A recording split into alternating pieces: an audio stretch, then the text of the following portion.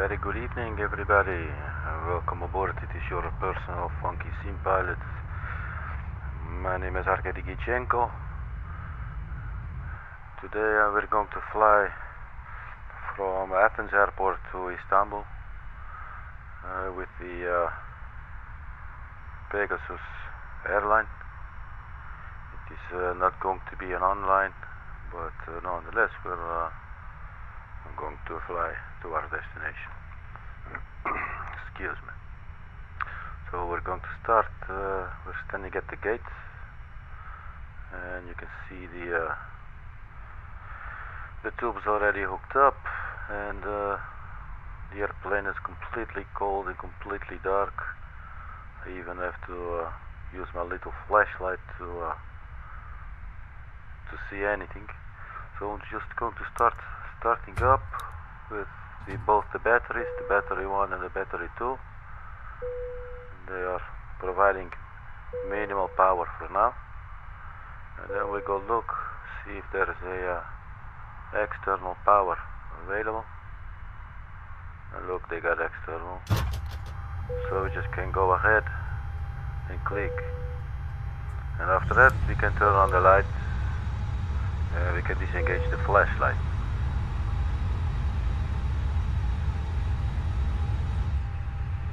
Okay, so the aircraft is coming to life. We're sitting in the Airbus. It's the fly-by-wire A32NX mod. The link is actually in the description. Please go check it out because it's really very interesting. A very good plane. So we just go ahead on with the checklist. So crew, oxygen supply, and the ground control lights, and not unimportant, we go ahead and align the 3 aiders for the airplane's GPS system, so that it knows where actually it is sitting, or flying for that matter. And then what we do next, just the strobe light and go on, and the nav logo, and we arm the emergency exit lights. No, not do arm, yes, arm. The overhead intake lights and the non-smoking sights are now enabled as well. It is going to be a fairly short flight of about 1 hour or so, flight time all in total. Obviously there will be some time taxiing, and we do not have to bother today with the ATC. The last time we flew online with the ATC, apparently there was some major event going on that I was not aware about, and I made a stupid mistake shortly after takeoff. It was my mistake, and the ATC got really angry with us, and they had every right to be so. So today it's going to be a little more laid back. It is a real world time and real world weather, so it's actually pitch black. As you can see, there's not very much we can see from Athens at this stage. You can see the Pegasus there on the tail wing, but that is about it. And obviously you got there the background of Athens.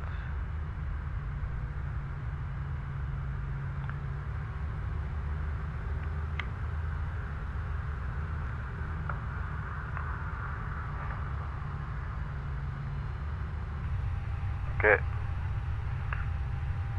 so without further ado, let's go ahead and complete the preparation of the aircraft for the flight. So what I always do, especially the night flight, you need all your little lights so you can see everything clearly in the dark. So that's what we're doing now, the lower and the upper ECAM, so they can actually be read. There you go. And then we got some of the floodlights here for the left side, and we got the intake lights. I always put them on max, and then a little bit of the floodlights on the right side. So that's actually it with regards to the lighting. You can adjust everything the way you want. You can actually even have some of the floor lighting here. where you can, if you drop something like your pen or whatever, you can find it more easily.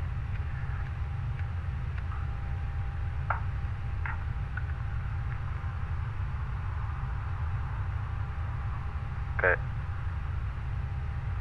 so now the ADIRs are aligning. You can see it's going to take about 5 more minutes. So the airplane does currently not know where we are, and it is reading GPS primary lost. And here as well, and does not really know where it is. It knows it's sitting straight. Well, that's good. I'll take that for now. Okay, I'm going to turn off the console or the floor light there. So what we're going to do, let me check here. We got our flight plan, our OFP.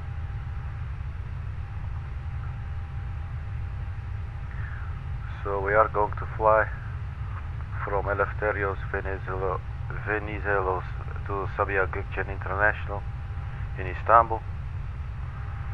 And we got our flight plan here and everything we need, so let's just go ahead and put it all in, and we'll see where it takes us from there to the next step. So we start now with the MCDU, so just go ahead and we're actually going to fetch our flight plan from the Simbrief website. It's actually rather what you could call a convenience. Look at that. Lima Golf Alpha Victor to Lima Foxtrot to Lima Tango Foxtrot Juliet. Apologies there.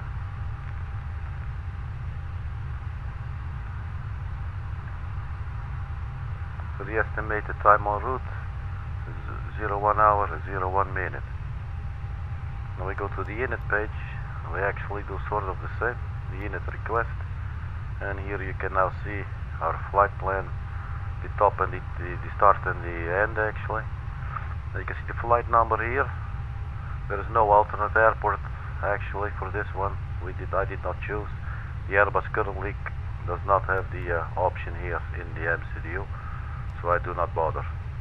Now later on, when they develop further, I will develop along with them, and I will just see how that works and everything.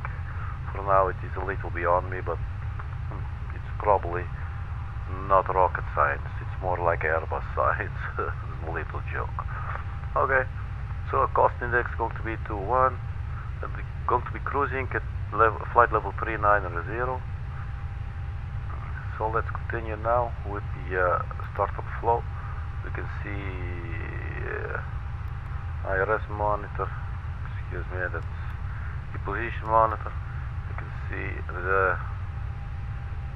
where we are basically. It's using FMS1, FMS2, GPIRS, and it's actually I believe it's using like 3 systems or something to determine its whereabouts in the world, which is pretty good actually.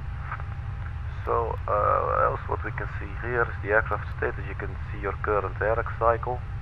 That's this one, ARC, and we have the 9th of September to the 6th of October. We are now at the 4th of October, so we are actually sitting in the correct database. So if any changes in real life, all of a sudden were to be suggested, we could follow up, and we actually have all the right information with regards, for instance, to the seats or the stars. Some small letters may change, maybe or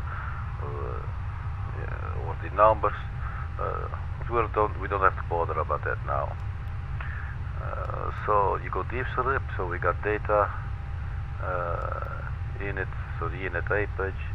So the flight plan, let's first just have a look. Sometimes there may be interruption of the flight plan or incontinuity actually, and there is none.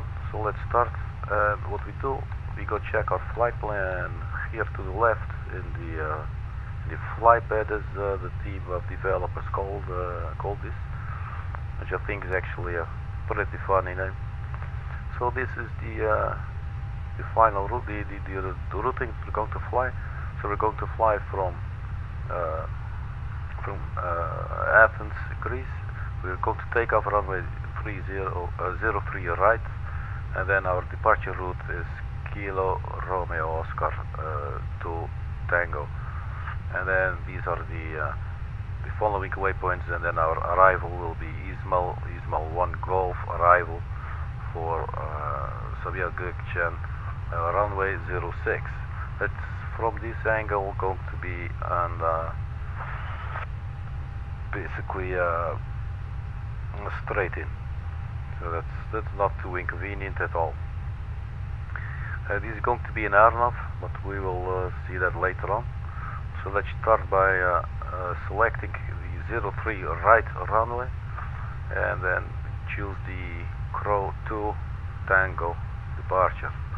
So to do that, you go back to your MCDU, you choose your from, you have here your from, LGAV, and your destination, LTFJ. You click on LGAV, you click on departure, and you choose 03 right, it will select, and then we scroll down with the upper arrow actually, and we go look for the Crow. It was 1 Tango, was it Crow 2 Tango? Oh, it was Crow 2 Tango, was it? Yeah, the Crow 2 Tango. And we select which one is it. We change the view a little. Yes, the Crow 2 Tango. Okay, so we insert that, and that's sitting there happily to be flown. Now in this case I'll actually also just go ahead and reprogram the arrival as well. So it's going to be an ILS 06. Now let me go back.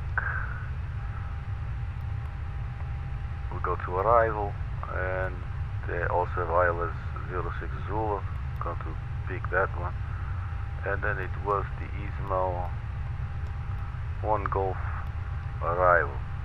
So you insert that as well, and once now you return to your complete flight plan, you will have the entire route sitting in here. These are all the last RNAV points of the arrival procedure, all the way to the final points, and you actually land at the airport at the runway 06 right there. And that's the end of the flight plan. So let me quickly see, there's nothing missing, there are no gaps. You do not want a gap in your flight plan, do you? Okay, so in the meantime, the ADIRs that we turned on there above, the navigational systems, they have aligned. So what we can do, let me pop out this little view here, and we can select the plan mode, and maybe zoom out a little bit, like so maybe, and we can see if it the route doesn't make any kind of sense to us. So we go to the Oxyl Crow, the Oxyl, the Saucier. We go to the Yatsov, Amani LSV, and the Sudas, and then there comes Inbed, followed by the Izmal, and then it is your final routing, and actually it appears to be looking quite convincing. Let's follow it like this a little bit, zoomed in. So what I did last time, we flew from Amsterdam in the Netherlands, and I think by the time we got to this waypoint here, they cleared us straight to here, and we were able to just skip this entire part. And that is actually what they do with these kinds of approaches. It is actually to keep the aircraft separated from each other when it's really busy, and then they can skip one point or skip a whole bunch of points there, and you can get to your destination quicker. But if it's very busy, they will just let you fly the entire route, and that way the air control, they have a little more leeway. They have some more time to process everything, because these people are working really hard. It's, if you ask me, it's a very respectful job. So the flight plan is laid in now. Let's change the view here for a better overview. So you go for this RIP, airfield on the secondary flight plan, so we do not have. And your nav, let's have a little bit later of a look. Well, let's just do it now. So we have the standard instrument departure for Athens, and it was the Crow 2 Tango. Where can we see this? Crow 2 Tango departures. Let's spin it and let's open it up. And there you can see runway 03 right, which is going to be our runway. That's going to be this one. It's sitting at a heading of 032 degrees. You fly for 12 nautical miles from the SPA VOR. So we could actually put that in now, 117.5. Once we reach 12 nautical mile, we go bank to the right, and we follow. We actually fly an inbound radio for 284 for the Cairo, the Caristos VOR, and it looks like that actually completes the entire departure. So it's really simple, short, straight to the point. There's also the Kia VOR. We're not going to have anything to do with that today. So we're going to lay in the 117.5 for Spa and the 112.2, so 117.5. So let's start by 117.5, put that in, and there you go, Spa, so it's recognizing, so that is good. And the other was 122.2, so there you go, that's the Crow. So let's just try Crow, see if it recognizes if we do it the other way around as well. And look what it actually recognized. Now what you also see here underneath, it's sitting CRS, that's short for the course, and that sometimes can be handy if you're actually flying VORs. So what we're going to do is 032 for the outbound VOR of Sierra Papa Alpha, 032, and then here it was an inbound 284, so 032 and 284, 032 and 284, and put that all in. And now once you start flying, you could actually activate your VOR1. You can see here, let me show you a little bit closer. We're sitting 1.2 nautical miles from the Spa VOR. Now you can actually also put in the VOR2 there. It's going to sit in the right corner, lower right. We're 26 nautical miles from that second VOR. So both of them, they can stay on for me. I'm fine with that. So that's actually, that covers for now the RadNav page, the radio navigation. Then actually we go to the init B page. But first let's have a look at the ATSU, AOC and the performance weight and balance page. So they are sending us away with 3.9 block fuel. Let's just go ahead and take 5 or maybe 4,500. That's probably going to be fine. So 4,500, put it in there. And for now we're going to do the immediate refuel, so we do not have to wait. But you could actually just do a real-time refueling of the aircraft, and it will take however long it takes. And secondly,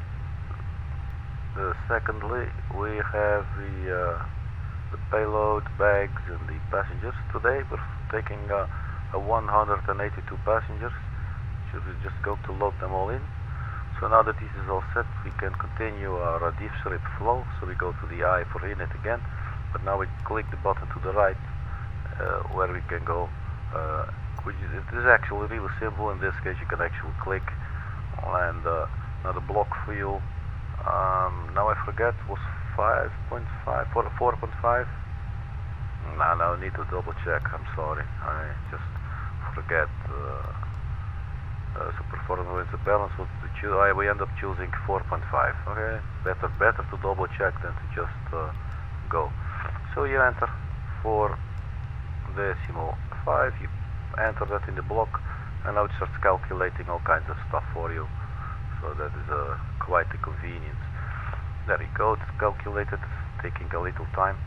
But the Tripwind, let me change the view here. Tripwind you can find in your OFP that you got from the same brief. It is almost at the top there. It will be minus 0.05. So we have a little bit of a headwind. Minus 0.05. Really simple. You can type minus 5. You could also type minus 0.05. In any case, just check if it reads 0.05. It's headwind, so that's not too heavy. This RIP, so we go to the P performance page.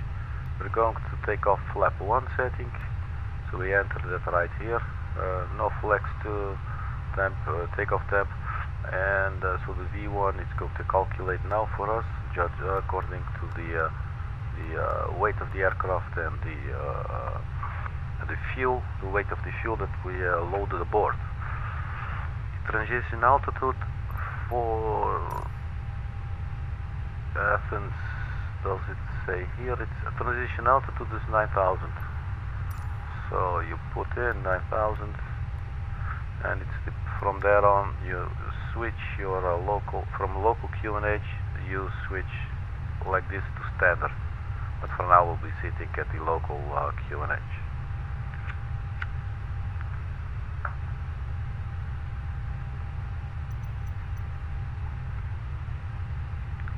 So we got that.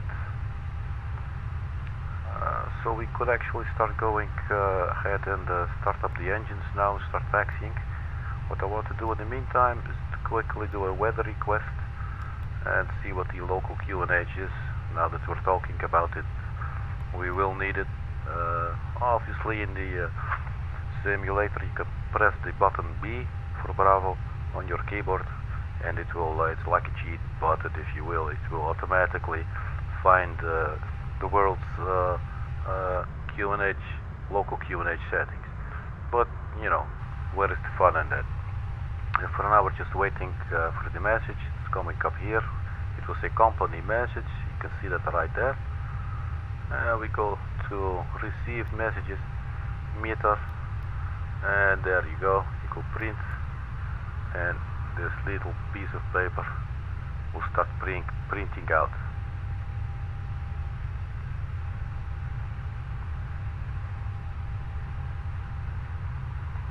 I mean, tell me, does that not look just great? I just love it.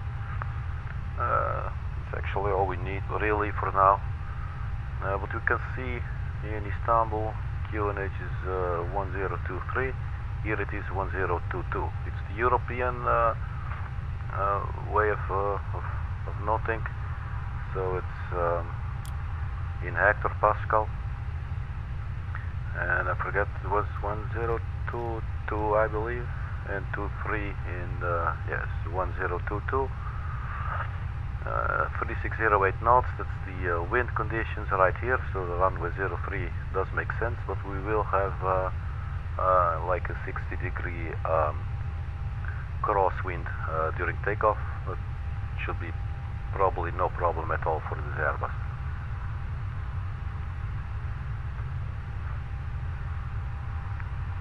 Now what I did wrong in the last flight from Amsterdam to Istanbul, I got a little confused, and then shortly after the takeoff, while we were flying the runway heading, I was actually supposed to engage the autopilot to go start flying the standard instrument departure routes, just like this one for instance.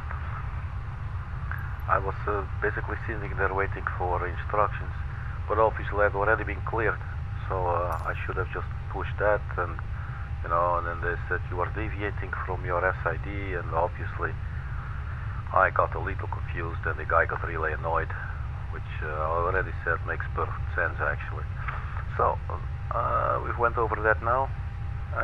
Everybody's aboard, and we got the fuel.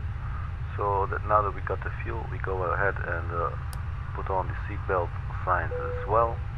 We're going to start up the APU. the APU is going to provide us with internal power, or as opposed to only the battery, or the battery and the external power there. This is now starting up. I'm also going to turn on the beacon lights so the ground crew know that we are about to start our engines. We're not doing it just yet. Let's quickly set up the airplane for the takeoff. Close the cockpit door. We arm the ground spoiler and we go flap setting to 1. And let's give ourselves a squawk code of 6250. So that is in. We turn that on. And I want to see all the traffic and then TARA. I'm probably missing some information here, to be very honest. So if you really want actual even better in-depth tutorial, there's lots of videos on the YouTube with really very informative information by actually real pilots. You can learn a shitload of them. It is really amazing. So okay, so for the initial climb altitude, I'm just going to do 120,000, like 120, flight level 120. Turn on the constraints on both the pilot flying and the pilot monitoring side. Let's give this person also a little more light on their display. Alright, so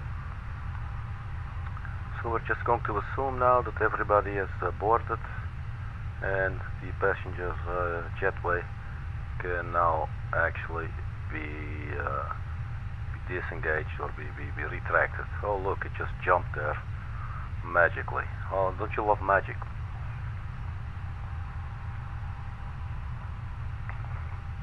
So we're going to call the tug.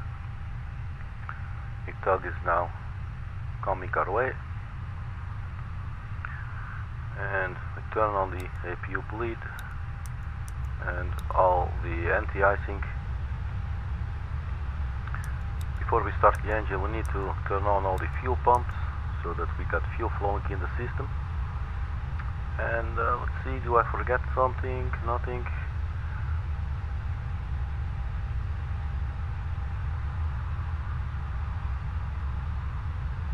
Okay, so we're going to leave the cabin lights for now. They're going to leave them on a little bit, but when we start taxiing, it is procedure to turn them off during the night flight. But for now, when the pilots are communicating with the ground personnel and stuff, usually they have to keep the lights on, so that there is no miscommunication, and the people on the ground can actually see the pilots mimicking at them, no, and signs like you're crazy, like your index finger pointing at the temple of your head and all that stuff, tapping it like you were crazy, or having the two fingers to your own eye and turn your hand and point at the other and you say, I'm watching you. All this kind of stuff is relevant information, and you need to be well lit, in order for the other party to see that. Because when you think about it, communication is only as good as the feedback that you receive upon it, right? Otherwise it's not actually really communication. It's just I don't know, like a monologue, but there is no interaction. Okay, so enough of the bullshit now for now. So we got, let me just quickly double check. So our QNH is set, flight director is on, constraints are on, speed and heading are managed by the onboard computer. The altitude is set for 12,000 initially. We're going to wait with the auto brake for the takeoff.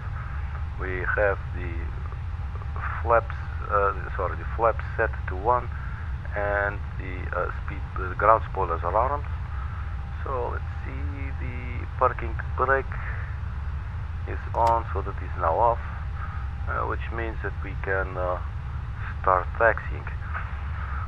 Let me for now quickly re-engage the parking brake and have a look at where we are on the airport, which is not very unimportant if you ask me. Let's see here, so we should be, let's turn this on for now. So we're sitting right here, and we're going for 03 right. That should be this one. So yeah, it's fairly simple.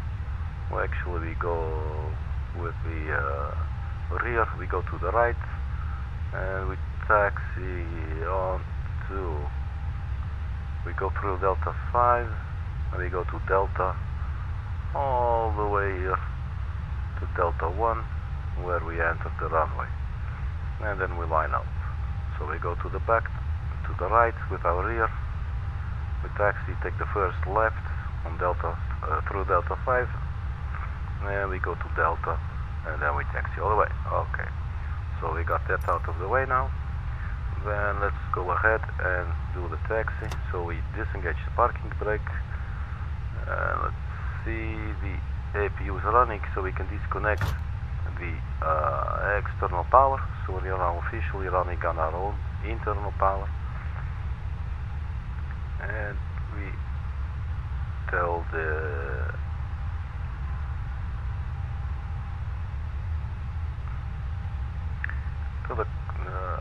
tug to start pushing. It does not appear to be pushing. Let me quickly check. Yeah, the parking brake is off. We're not going anywhere. No problem at all. Let me quickly tug here. We'll reverse. And there we go.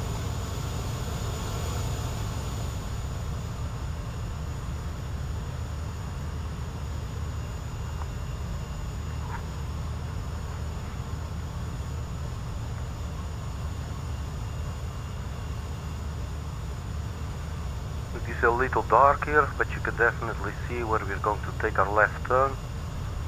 So I guess it's about time for us to do the to turn the rear of the aircraft to the right. So let's go ahead and do that now. We go sit inside and we look out of the window. Now in real life, obviously, you know, these guys, the ground personnel, I should say, they are very good and they know precisely what they're doing. Obviously, you do not drive backwards yourself. You do not have any rear view mirrors like you do in a car. But for now, for the purpose of today, for this flight, this should probably do fine actually. So it looks like we are done with the pushback. So the tug can be excused. Thank you very much to the tug.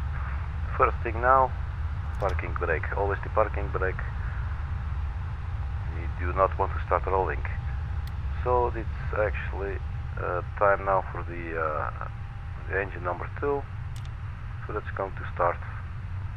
And once that is started, we're going to start engine number 1. You can see the N2 first starts to rise. The exhaust gas temperature is starting to come to life a little more. Once the N1 reach 19.4, the engine will say available, and it will actually read avail, so that you know it's available, and then you can, and then it's running. You will also hear a really loud click. Let me check something I will never really used. Probably, let's see it. Oh, you can see why I never used this.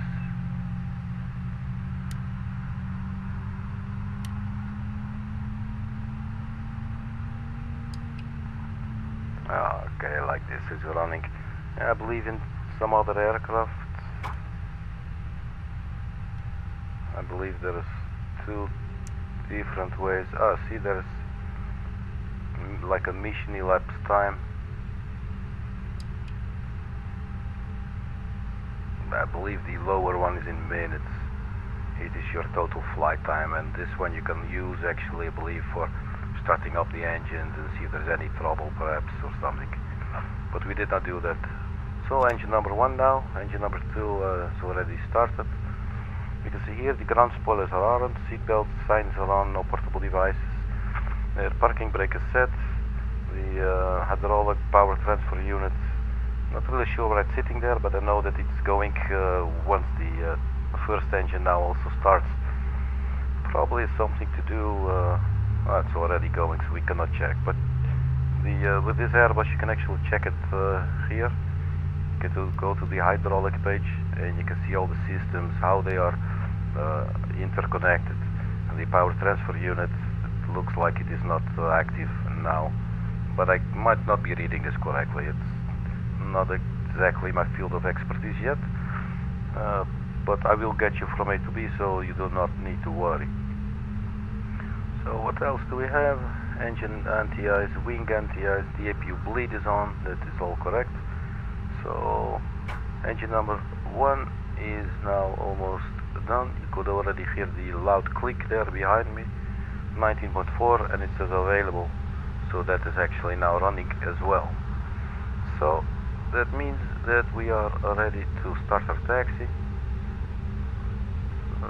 So we are going to dim the lights, notify the crew that we are going to taxi.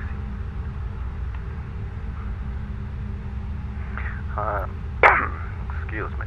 So one thing I was almost forgetting, turn on the taxi lights and the nose wheel steering lights.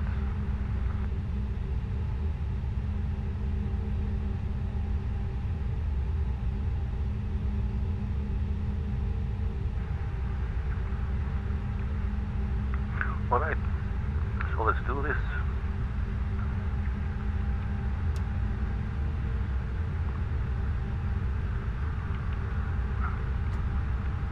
So apply a little thrust.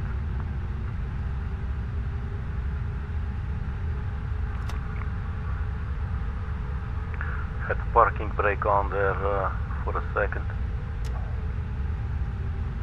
So we're rolling, we're on our way to Istanbul.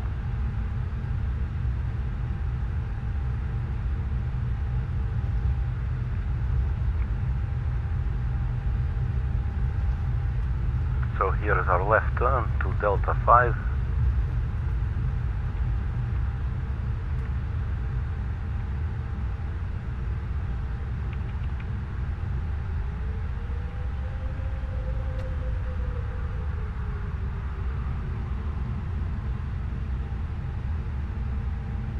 And Delta 5, that's correct. So we go right now.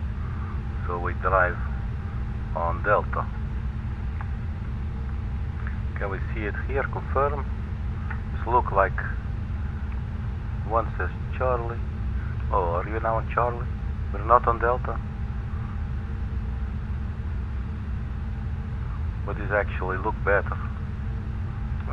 I will quickly check for reference. Check the little map here. Oh, actually, this is good. Just going to taxi on this side, and then the other traffic will taxi on the Delta side.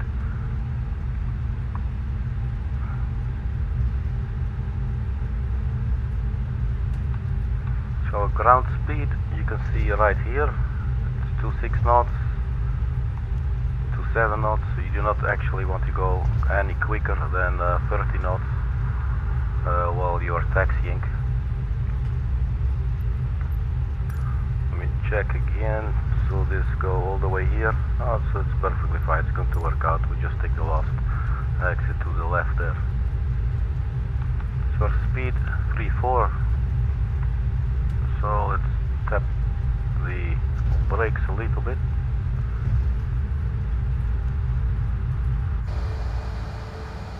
Here we are in the external view.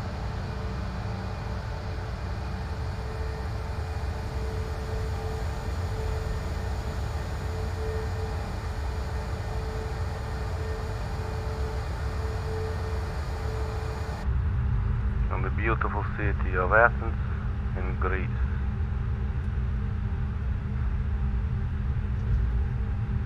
I hope the lighting and shadow quality stays good, because looks like we're going away from the runway.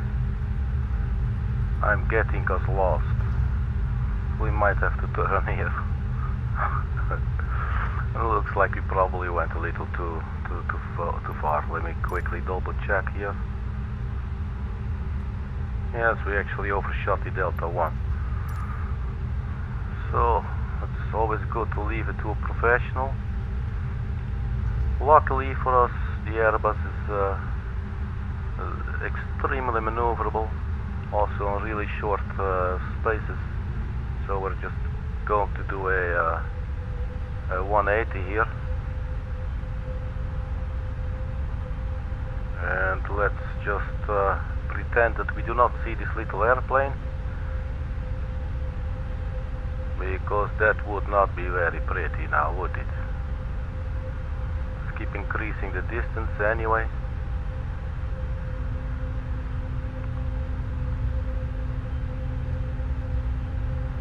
Okay, so looks like we are back on course. My apologies, people, I got us lost there for a second.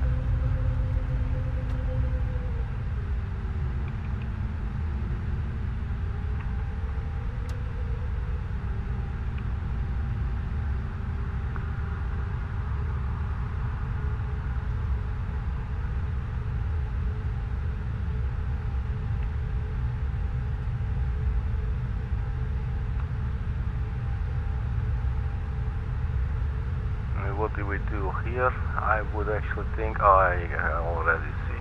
Yeah, so we carry on.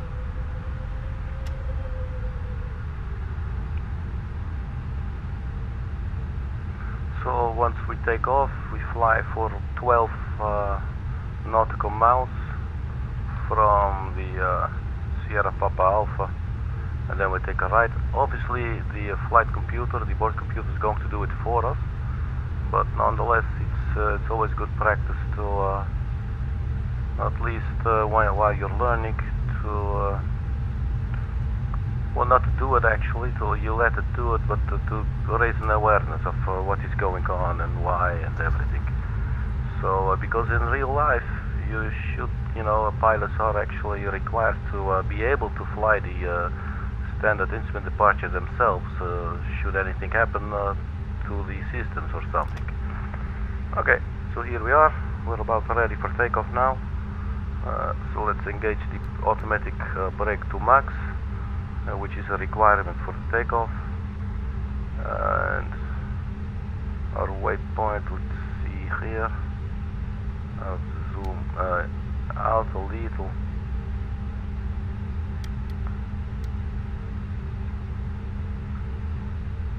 We fly towards the Kilo Romeo Oscar.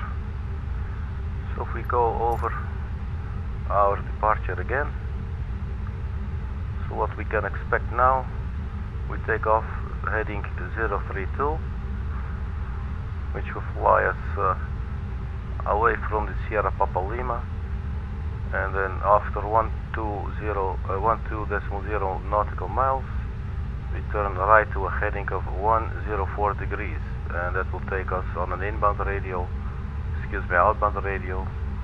What is it inbound? It's confusing me. We are actually flying inbound radio of 284.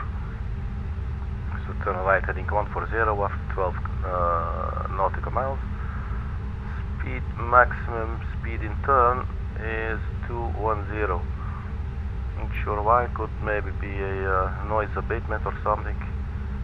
And then from here on we follow the flight plan. So I think we should be ready. 12 knot DME 12 and max 210 and turn right 104 degrees. So we can just monitor if the plane is doing this, performing this departure correctly. So we can now disengage the APU and turn off the air conditioner for now. The nose wheel light to take off, and I'll notify the crew that we're going to take off.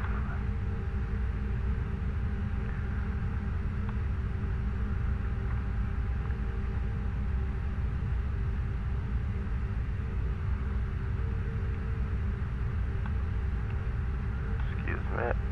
So you do the control stick half down, until 80 knots. So full power to the engines, full toga thrust, and we roll. Goodbye Athens, we are on our way to Istanbul. 80 knots.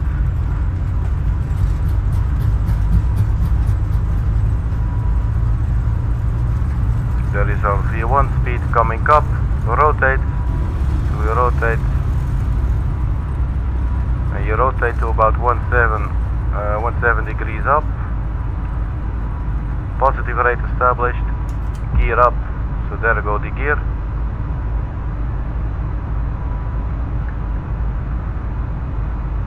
And then when we are at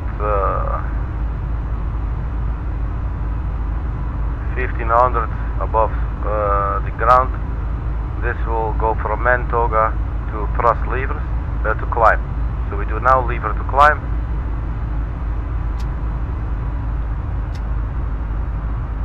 And we engage the autopilot.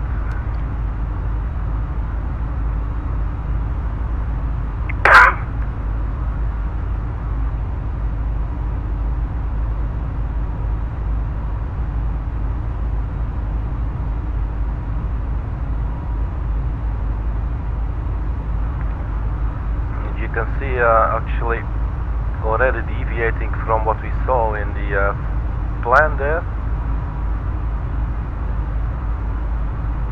Let me quickly see if I can interpret this any other way.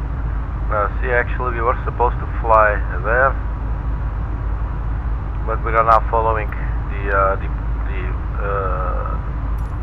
FMS system. 210, flap up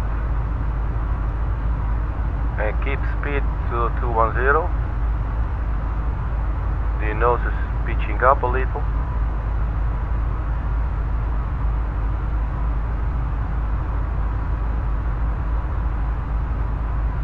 Well, this was probably too late, so I'm just going to set it to manage speed mode again. So a double check.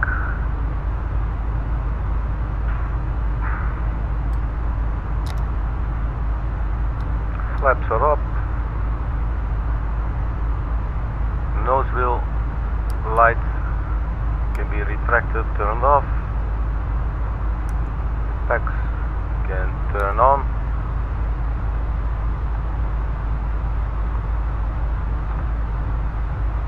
So the mouse goes sometime, and I flick the screen, and then it comes back. Look, there it is.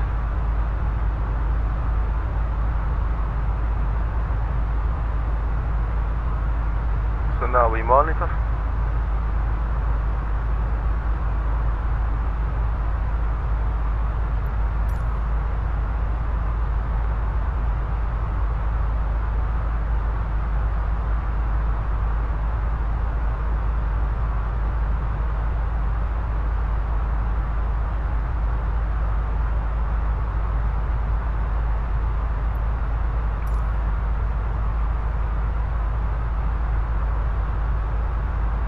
Okay, so this starts flashing. We reached 9,000 feet, so that means that we change from local QNH to standard, and we are now on standard QNH.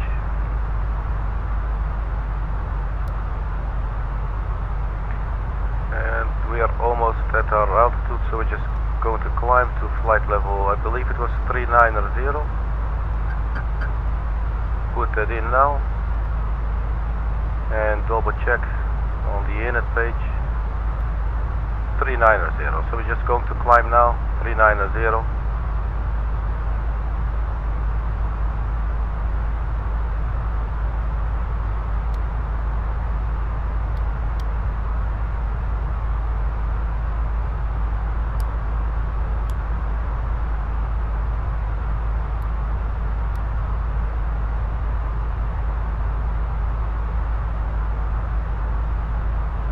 We are above 10,000 feet, and what is our climb per pitch? Under 5 even. So the passenger seatbelt sign may go off, and we retract the landing gear. The takeoff lights. Oh, but you know, forgot to put them on. Oh, I'm going to get into trouble with my boss.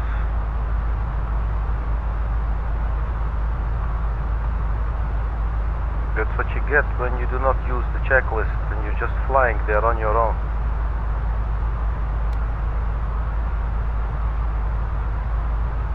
So we are on our way, people.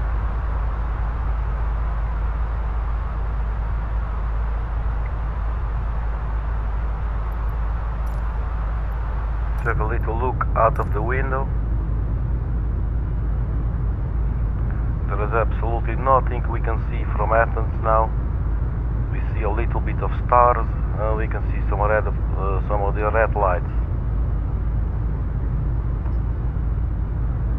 And even they are going out of view.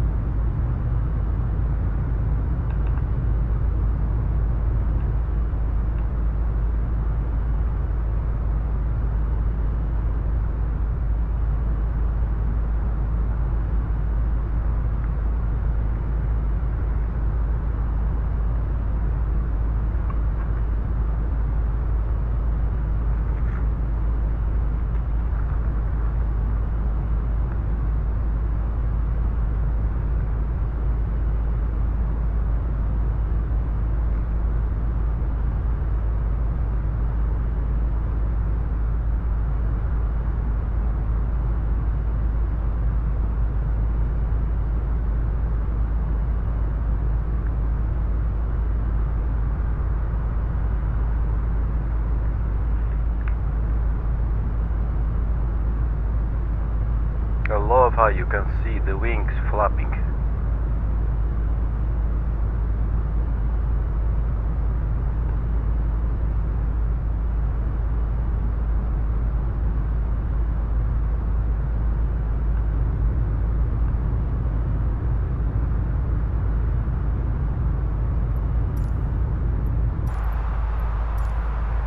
So we're back at the flight deck.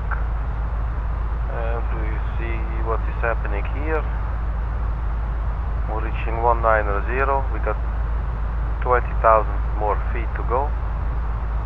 Speed is 290. It's for the climb.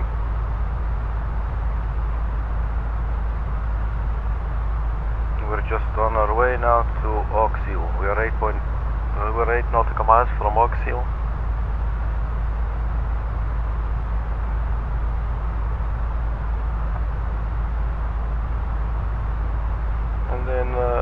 We should also not forget to check in time when we are at the top of our descent, or when we need to descend, basically.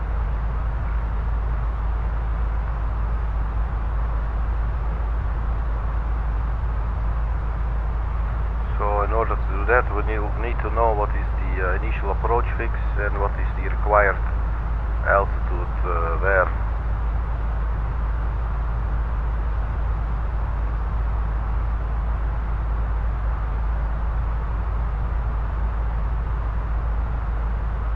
So our flight today will take us over the Aegean Sea and then go straight for Istanbul.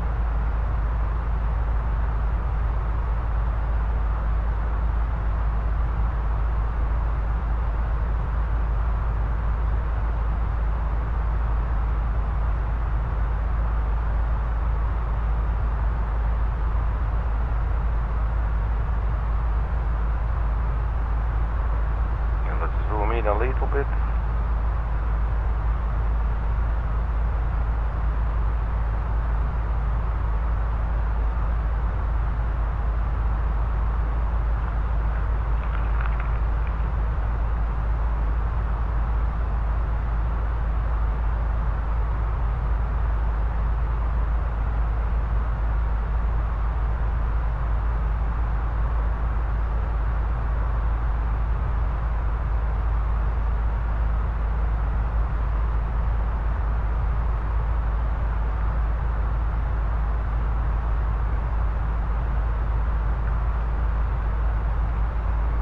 I hope you like staring at this little view there.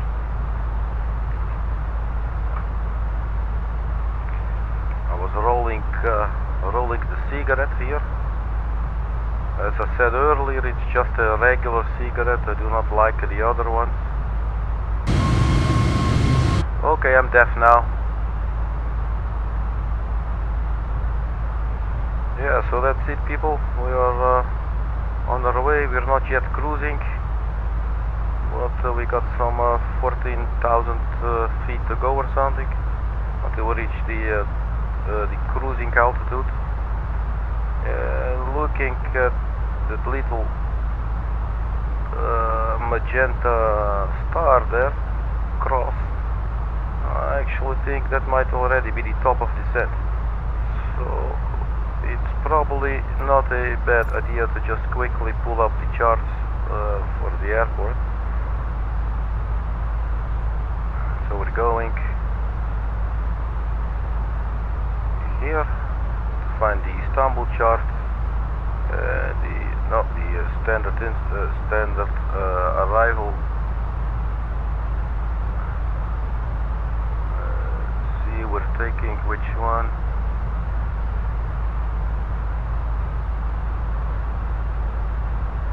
Small 1 Golf. We pin it, we open it. This is going to be our arrival. Ismail 1 Golf. So Telri, we need to be at flight level 270. At Telri, and then you fly. Ismail 1 Golf, it goes to FJ 621, 622. There we need to be 170, here 270. So 270 at the Ismail, not at the Telri, but at the Ismail. So what we do, 270 at Ismail. We go check now on the progress page, and you just type in the Ismail.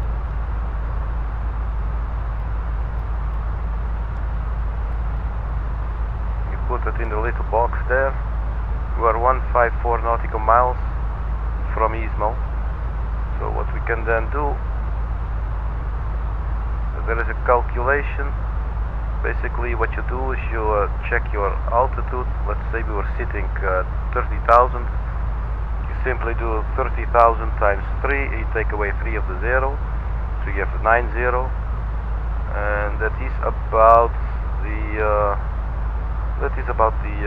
maybe you can add a 10 or something for one, like 91 nautical miles before target that you will start your descent.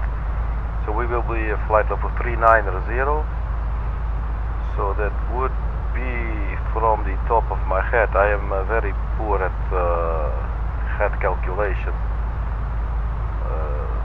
So if it were 3004, I mean, quick much up, 117, so maybe 118 nautical miles before the target. So let's have a look if we put it in.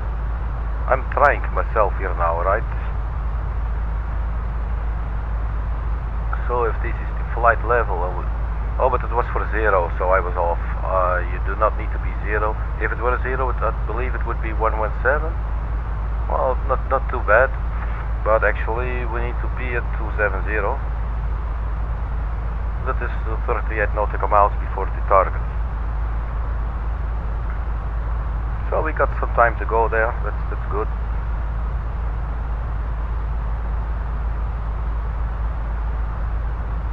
We're still climbing, and it is still a while until we can start our descent, so that is all under control.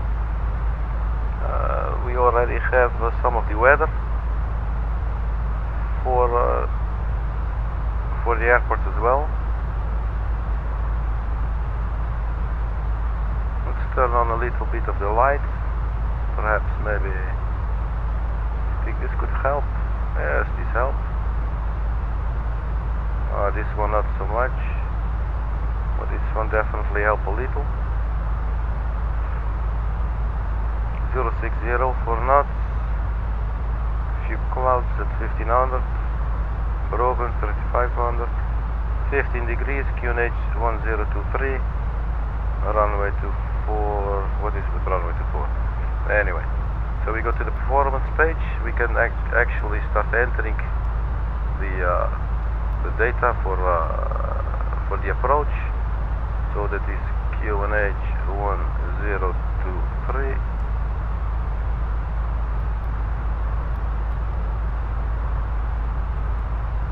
Temperature 15 and 060 at 4.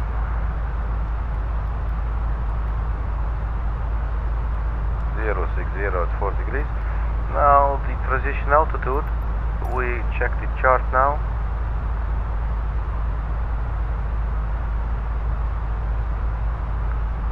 If you cannot find here, I would always look at the final approach chart. Looks like that's where we need to go. So we pull up the approach chart. We are going to fly LS Zulu, runway 06, pin it, and we now open it. And I think actually here it should say what is your transition level, transition altitude 120. So 120 for the transition altitude. And we could also just go and check now 560 for the Baro. And the airport of Sabiha Gökçen in Istanbul, if you look at the I believe it's on the final approach chart, they have a little caution that the use of the autopilot below 560 is not recommended due to fly up then fly down continuously observed when the ILS autopilot coupled. And then they caution that there might be seagull flux in the vicinity of the aerodrome. So 560, I think it's called the minimum altitude. If you can then not see the runway, you need to go do a go around. So the go around procedure for the Istanbul Sabiha Gökçen airport should also be here. They make use of, this is the ILS DME, and there is the Sabiha, this is the VOR 108.8, sitting right there at the runway at the end. You can actually already see sort of what they probably want you to do, and they also put it out in text as well. So missed approach, you proceed to Sabiha VOR / Sabiha NDB, that's this one. So they're basically in one location, I would assume then. So you proceed to the VOR to cross 2,300 feet on a radial 059er. So that is actually this heading. This is a radial for the VOR, climbing to 7,000, and then you turn right to proceed to Arkady. That is all the way sitting there. It's a right turn. Let's see, how do they word this on the Yalova VOR. That is this. You do not see the Yalova VOR. Can we see the Yalova VOR here perhaps?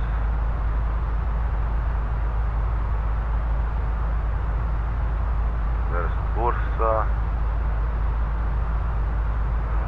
I do not see it. Okay, so we go back.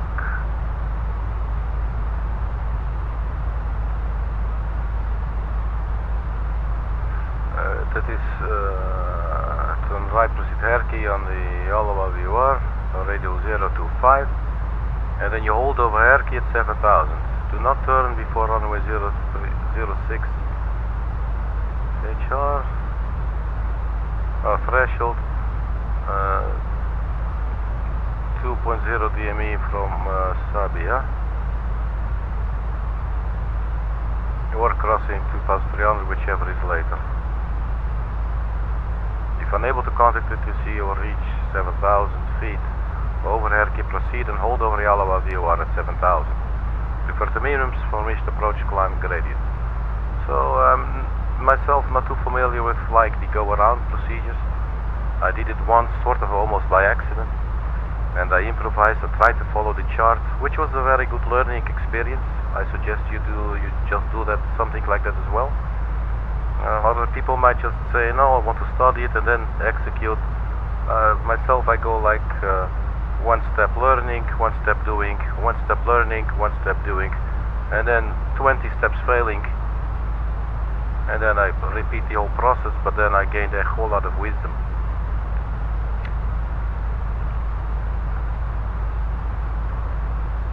So we all have our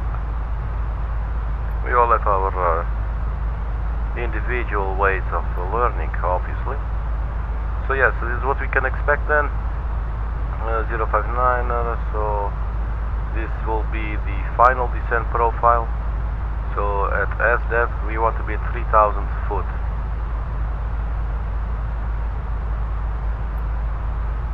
And then we intercept the glide slope at DME 7.3 from the ESAP, so from the ILS station or signal. So enough of the charts now.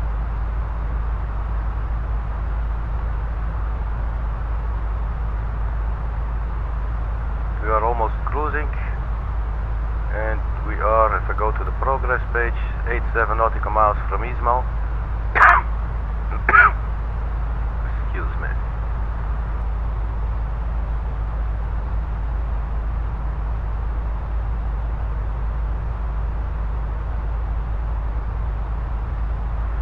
Yeah, so that should be 38 nautical miles, and then we start our descent. When we start the descent, you will see the thrust lever. They are now to climb. They are sitting at the climb indent. It's right there, this one. They will not physically move, but the airplane nonetheless will power down and actually go thrust to idle. And it will just point down, nose down, pitch down, and glide on down to save some fuel, I guess. Not really sure.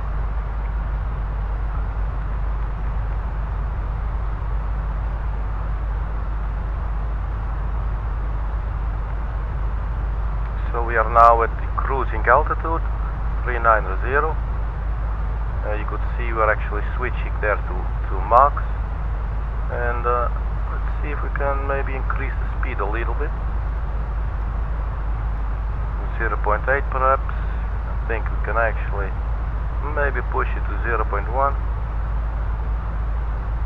We might almost get into trouble, but let's just push it a little bit.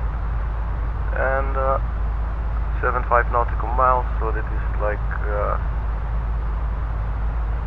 how much further? So like 50, no, it's like 25, 35 or something to go. A little, not 35, almost, not sure. I'm bad at calculating this up. I always use my external calculator for that.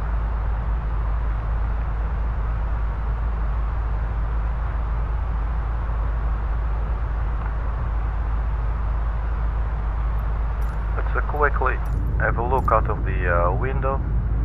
There is actually still not a whole lot we can see, but you know, it's a night flight, so there is not very much to see.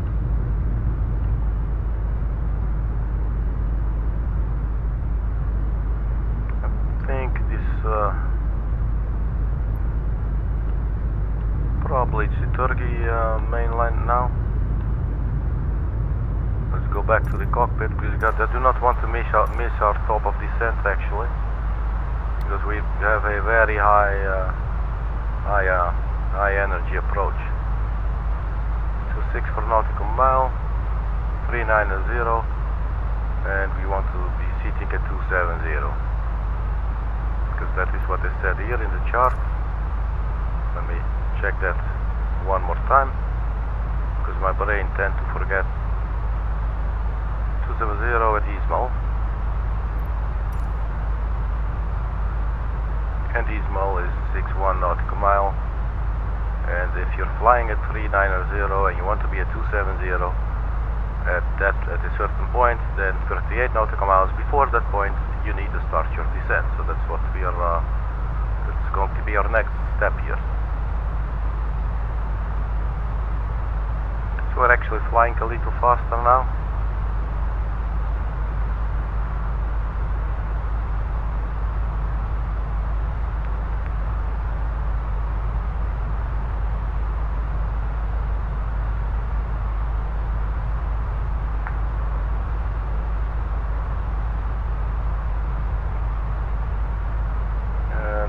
Wanted to check the chart for actually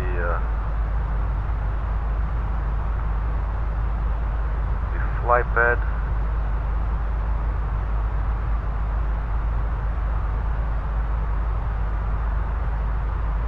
So now it's updated. So we are now actually within the Turkish airspace. We are over the land.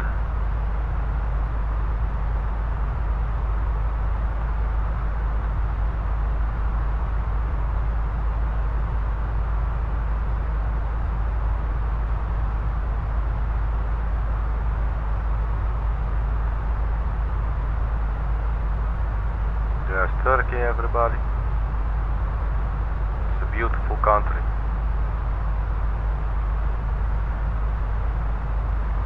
So let's go and check. So we're going quite fast. 48 nautical miles. So we got 10 more nautical miles to go.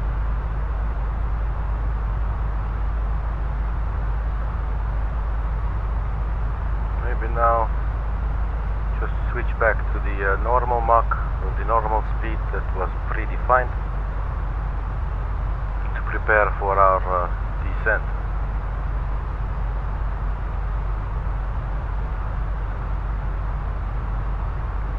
So as I said, the descent level is going to be 270. I'm going to put it in, but I'm not engaging yet. Let's check. We have a little bit of a tailwind, so perhaps we can start already, because we might take us a little longer due to the tailwind. So now when you see I engage here, I click engage to descend to flight level 270, and you can hear the engines are powering, throttling down. Thrust is to idle. It is now flying towards an altitude that is armed. That is this one, flight level 270. It is descending, but it is still following the lateral navigation. So it's going left and right and all that stuff. That's the lateral navigation. It's still doing that. You can also see we're descending with 2,300 feet per minute and rising. So that's quite steep. I would not really choose that if I would have to do it manually, I guess. But on the other hand, sometimes I can be really take chances, and I might actually do that. But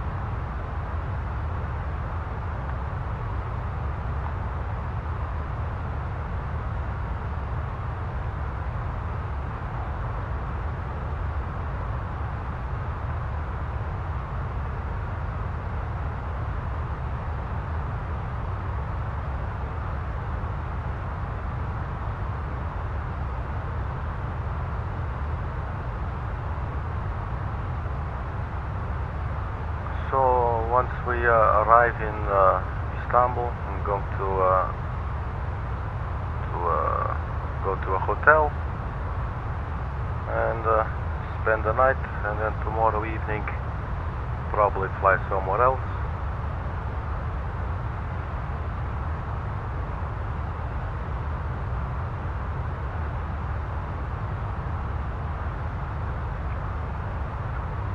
So let's just for now monitor what all is happening, because at Ismail that is coming up, and I want to be ready for the next part of our descent. At Izmir we need to be at 280 knots actually. I'm not really sure how to pull that off. Well, we are actually already at 280 knots almost, so that's not going to be too much of a challenge. And then after that, what they tell us is we go theory,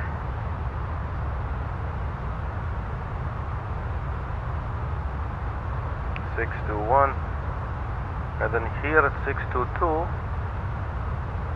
not below 170, but not above 190.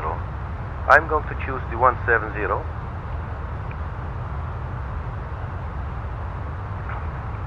After that, I will continue to 624 with 11,000 feet. Warning, do not descend below 5,006 nautical miles prior to Obixi. Now Obixi, I think it's the I think you call it the initial approach fix. No, I think actually this is the initial approach fix.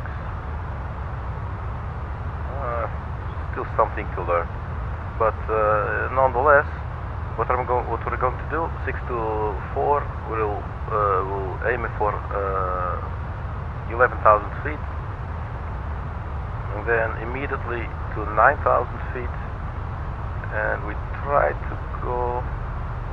Let me think, what were they doing the other time? I believe they sent us to Obixi, or actually I think they sent us to Astef to immediately go 3,000 feet. So we could try that. That would, but from where is the question? Another option is to fly this whole thing on 9,000 feet, and then 5,000 there, 4,000 there. We could maybe be a little more safe and choose from 9,000. Can you do that? 9,000 to Obixi, 4,000. It does not show you how far it is. It's probably going to work out. Looks like we're now turning to Izmir, and we are at 270. Let us control the speed manually, 280.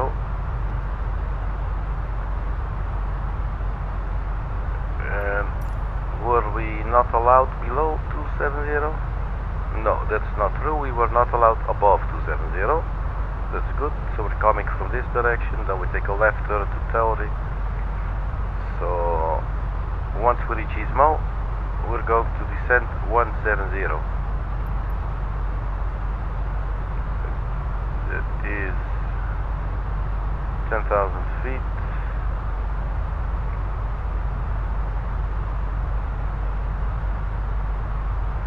So 30 nautical miles before 622, and this is 6, 11, 17, 18. So we could do it from Izmir. That would be fine. We would be sitting at flight level 170 once we are here, I believe. Something like that. That little arrow right there. It's just winging it. Okay, so we are now turning for Theory. So what I'm going to do, descend flight level. How much was it? 170? Yes. Let me quickly double check, because I tend to confuse myself when I'm thinking out loud. 170, that's good. And then I said we'll be there once this little thingy is about here. I wonder if it's going to work out like that. It's a rough calculation based on we are going to descend for 10,000 feet. So times 3 is 30, plus 1 is 31. So when you calculate these distances, 11 and 14, and this, actually we might be sitting even closer. And let's go again. What is the speed constriction there? Is 250 knots. let us wait. You can see here. No, it does not say the restriction here actually, or the constraint.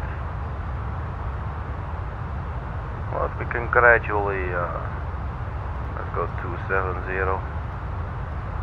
for the speed. So, ladies and gentlemen, this is your captain speaking. We're now descending for our final destination, Istanbul, Sabiha, Gökçen.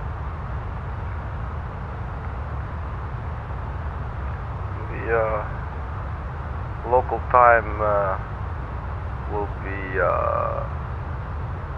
about 10 minutes past 2 in the AM. The temperature will be 15 degrees Celsius, and will be some clouds and a little broken. All in all, not too bad weather, just a little bit on the chilly side. But you know, if you always live on the North Pole or the South Pole, then it's probably going to feel like a tropical paradise. So it is all actually obviously very relative. Let's turn on the terrain radar, see if any big mountain show up. So we are 621 on our way to 622, almost.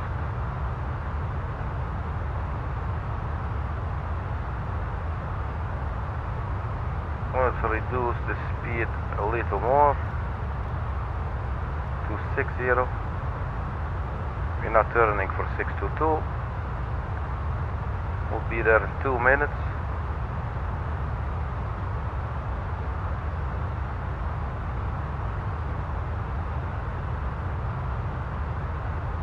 I'm going to decrease the speed to 250 knots.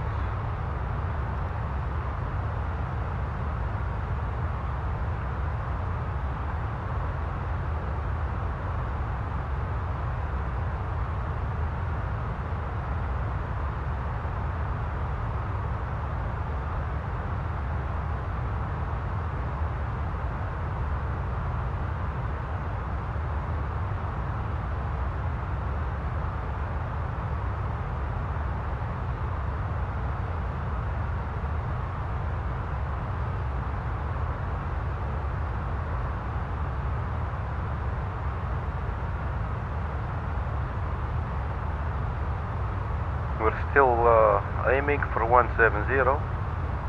Looks like I wonder if we're going to make it or not. It's going to be close. We're going 1500 per minute. We need like 3000. So that would be about 2 minutes, but we got about 1 minute to go until we get there. So I believe we're going to end up a little high. So the magenta little thingy representing us is going to be here or maybe a little further. Not the biggest deal. 190 we should definitely not be above, and looks like we're going to make that in any case. So that's good. So after that, we're immediately going to descend to 11,000 feet altitude. And as far as the speed constraints go, at 630 we need to be at 230 knots and precisely at 9,000 feet altitude. So I suggest from 624 we immediately, which one is 630? It's this one. That would make sense. Okay. So we skip the 625. Maybe let's just keep the 625 in, and then once we reach 630 we're going to fly direct to a big sea. So 11,000 feet, we are now turning for 623. So we go to 11,000 feet.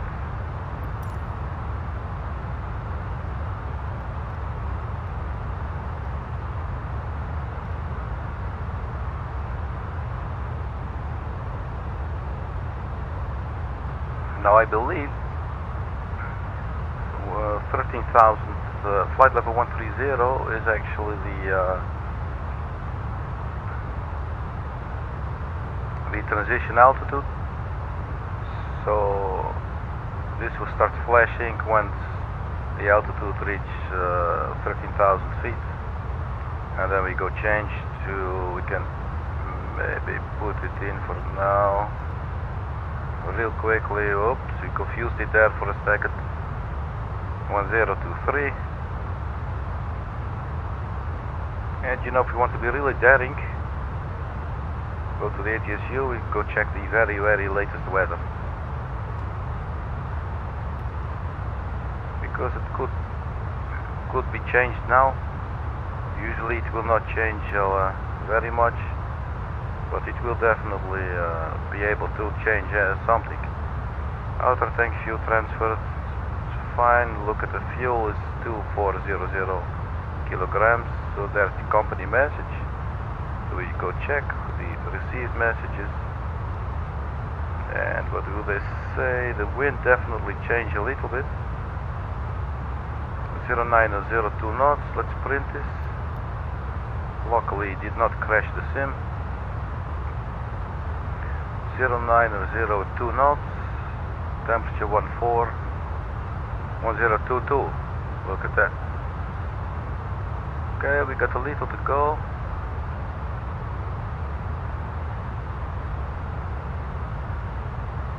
So we quickly change performance page. We go to the approach.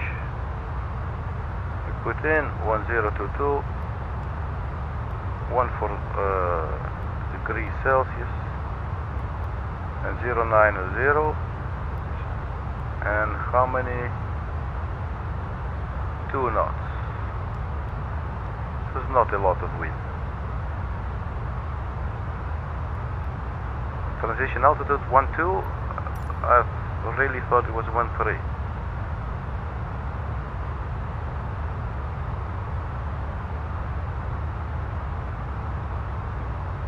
Okay, so my head was a little off there. No problem, so that is all correct. The approach speed will be 129 knots.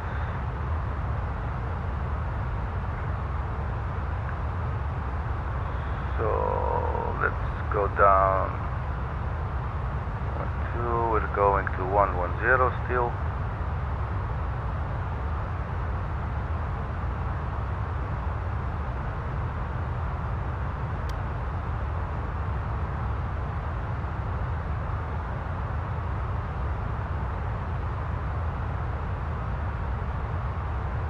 So from 630 we'll go direct, so this starts flashing now. So we change to the local QNH 1022, so that is affirm.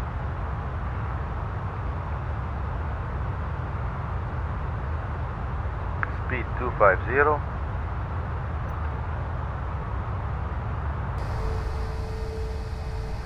There is not a lot to see outside of the airplane. You can see some city lights. That's Istanbul for you there. We're going. So flight level 120 and then 9000, so I'm just going to lay in now. 9000. We're descending even more. Around 10,000 feet you're going to have to put on the landing lights. I'm going to put on the seatbelt signs already.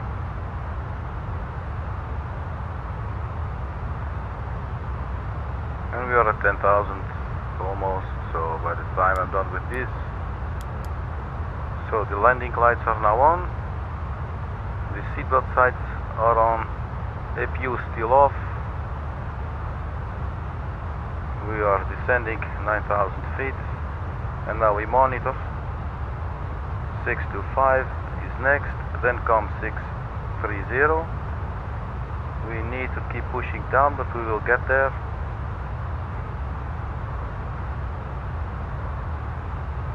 Let's zoom in one little step there.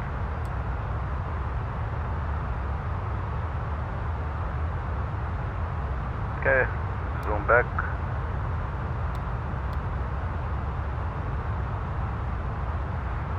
So do we have... I don't think we have the big C, do we? Let's try the direct page. 630, and then where do we clear ourselves? To ASDEF. So we go straight to ASDEF.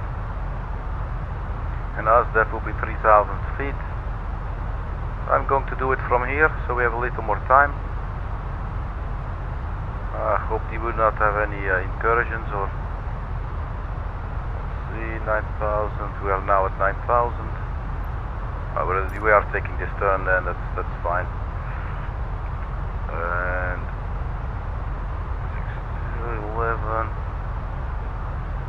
So 230, we need to be 230 knots, so let us reduce the speed immediately. 230, and we are not yet, we have 5 nautical miles from 630. Once we get to 630, I'm going to descend to 3,000 feet. For now we are flying level, and we will go to ASDEF.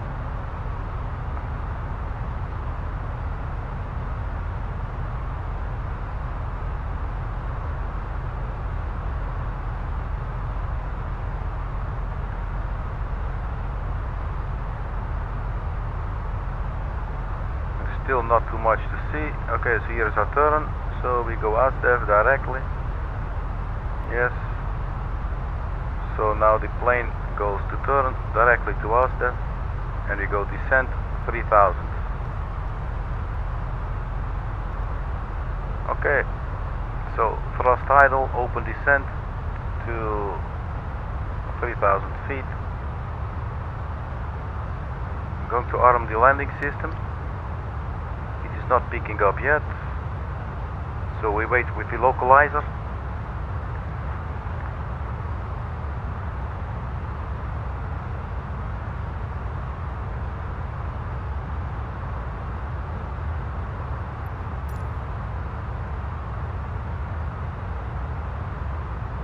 Pixie ASDEF should be 190 knots, and ASDEF is about 5 minutes away. So we got 210 first. So we're slowing down.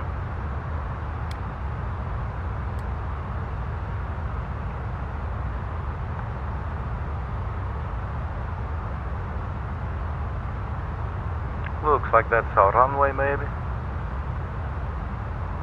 Although, no, it is not. So maybe this is the old, that's the old airport. It's Atatürk. It is no longer in use except in flight sim.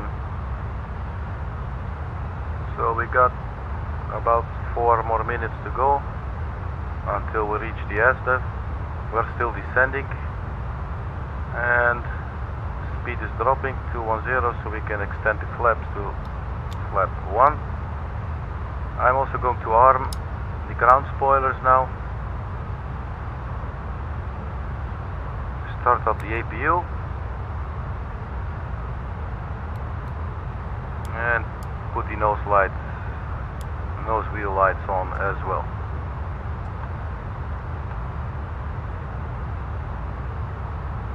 So while we are descending,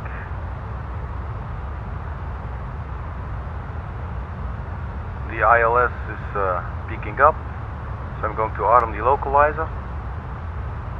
The localizer is armed. It is blue, but it is not yet activated. We're not intercepted yet, but it's perfectly fine. I'm going to reduce speed now, 190.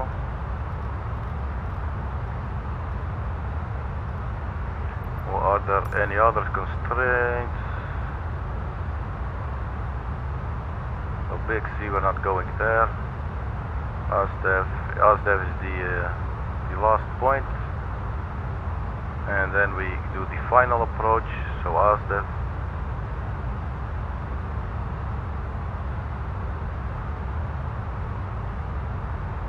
So from here it should be pretty self-explanatory if you ask me. So we wait for the localizer. We're 21 nautical miles from the target.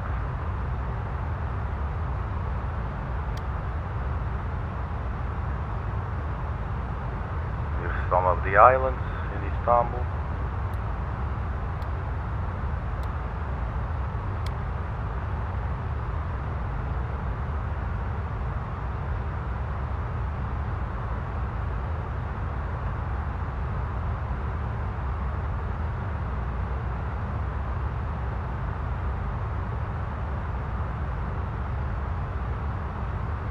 So speed, we can now extend to flaps 2.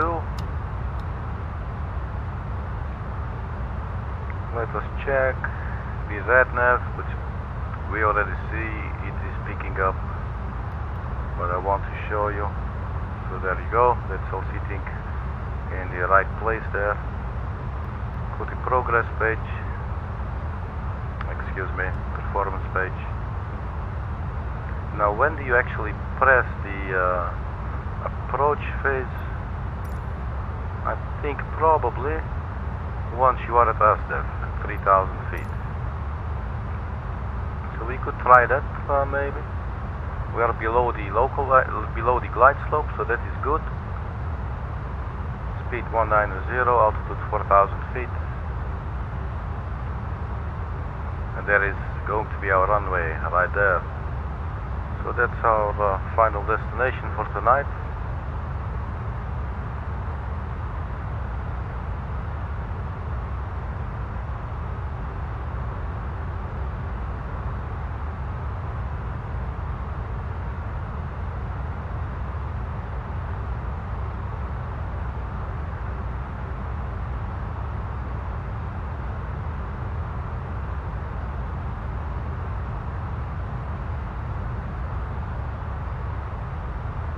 Alt star.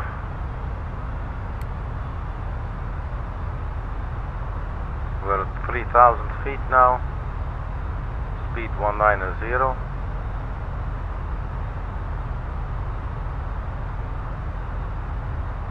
Going to start the flight recorder. Record.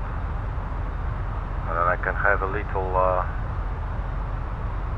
review later of the landing. So 13 nautical mile, the localizer is coming. It's not yet intercepted.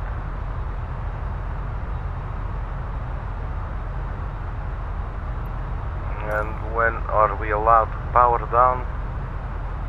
I am going to fly 160. I would prefer a stable approach. So 160 should be fine for now. So we can now go flap 3. So the flap is sitting at 3. The localizer looks like it's intercepted or almost intercepted. Okay, so 10 nautical miles. We are about to arm the approach. I am going to try now activate approach phase. Confirm and see what that's going to do for us now. If I say to the plane that you manage the speed and you manage the ILS, the glide slope, it is powering down, flap to full.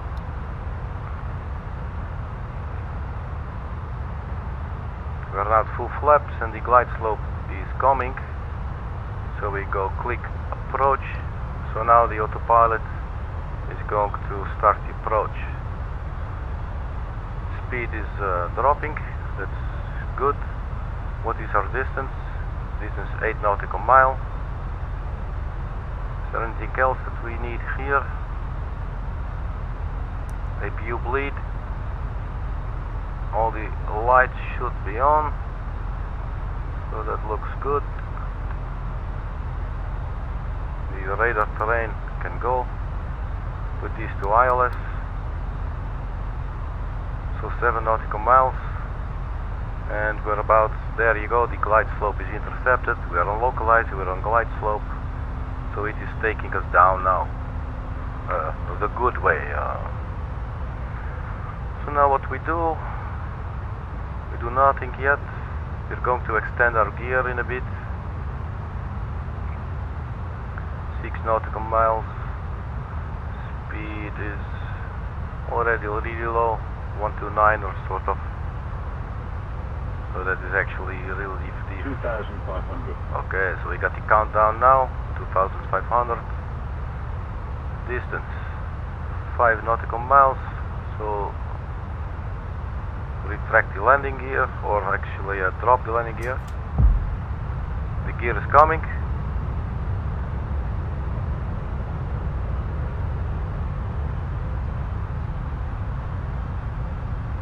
The landing gear is down and locked.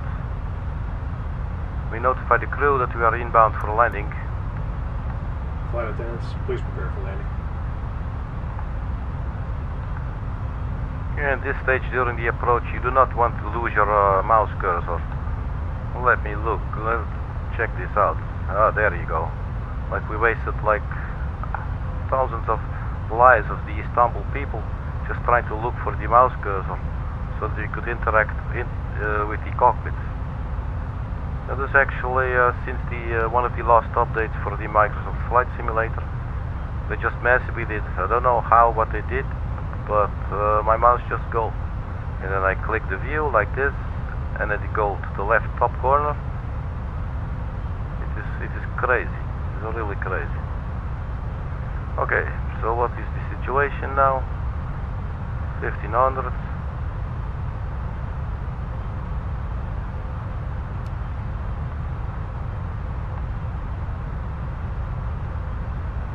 So at about there you go, that's what I mean. This will make you crash. So we're going to disengage the autopilot when we are at 5,600 and fly the rest ourselves. Once we are over the runway, we aim for the touchdown zone. Once we're over the runway about 50 to 30 feet above the ground, we're going to disengage, we're going to pull up and a little bit. Actually you call it flare, and put the thrust levers to idle.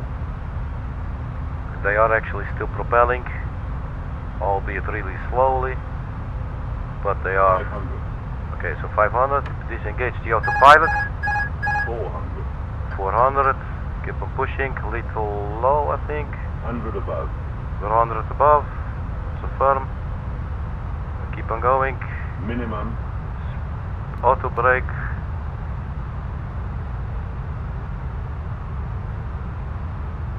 50. 40. Idle.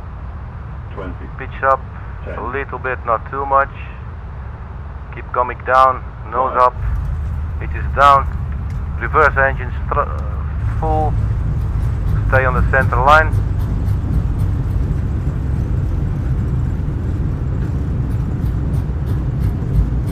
When the speed reaches 60 knots, we disengage the reverse. So reverses are now going forward again.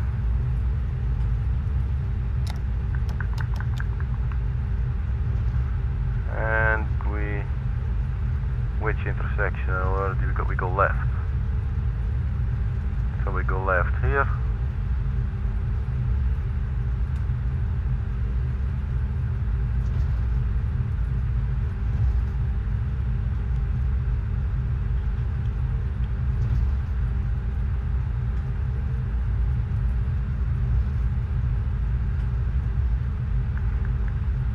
Welcome to Istanbul, everybody.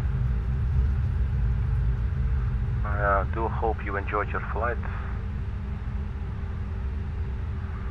Let's get rid of the landing lights. You not need them. This nose wheel steering light can go to taxi.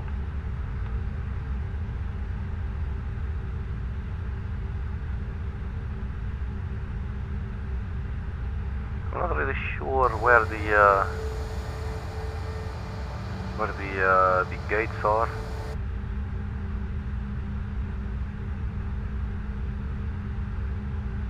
So you know what we're going to do. Just brake.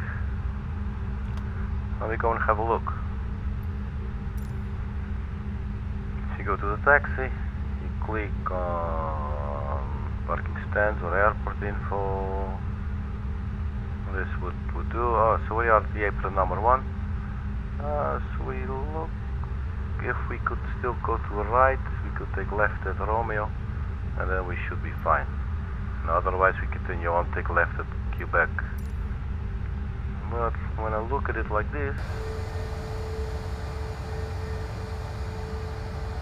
yeah, I think we can take a right here. So disengage the parking brake.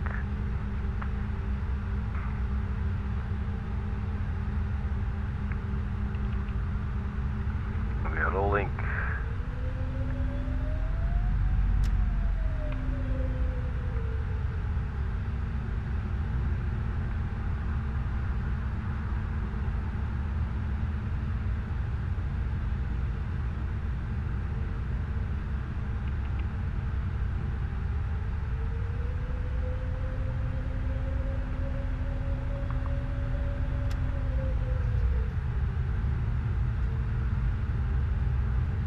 So I believe this should be the Romeo. In any case, we definitely take a left here, regardless of its name. Could be Romeo, could be Juliet. At this stage, I do not mind too much. Flight directory and landing system can go off. We no longer need the constraints. And let's see if we can just keep on going. It's a little bit dark, it's a little bit hard to see.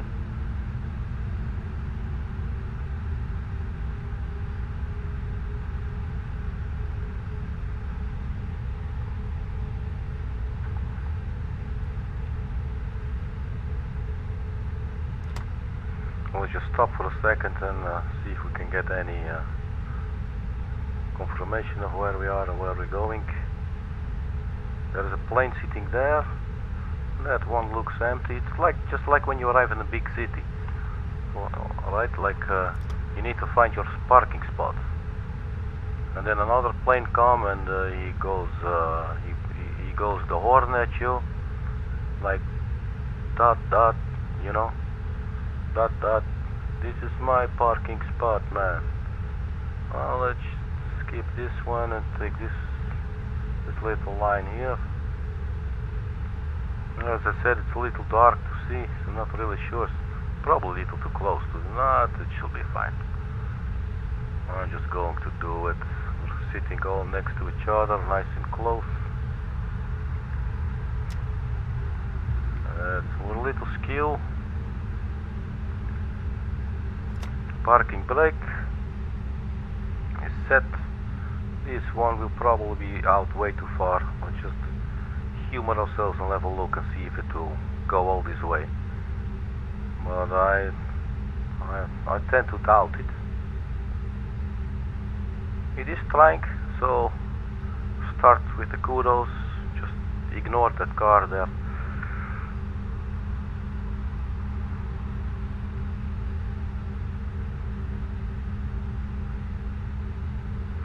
Oh, it looks like it reached the end.